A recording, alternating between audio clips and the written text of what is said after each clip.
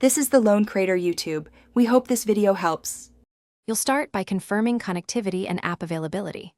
Make sure your Apple Watch is paired with your iPhone and both devices are on the same network or Bluetooth range. This is how commands travel. Next, install the TV's companion app on your iPhone if the TV needs it, and open the Watch app on iPhone to enable the Watch extension or add the built-in remote. Once done, you'll be ready to link the watch to the TV. Don't skip network checks. Now pair the watch with your TV using the remote in Control Center. Tap Remote and either choose your Apple TV or compatible Smart TV from the list. If a 4-digit code appears on screen, enter it on your iPhone or confirm on the watch. Make sure to authorize the pairing on the television where required.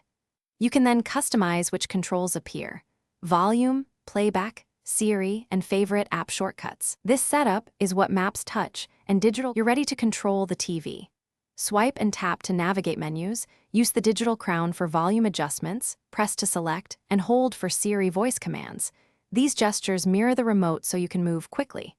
If the watch won't connect, restart the watch, iPhone, and TV, then toggle Wi-Fi and Bluetooth and try pairing again. Finally, make sure apps and firmware are updated and devices use the same Apple ID. Reinstall the watch extension only if other fixes fail. Thanks for watching.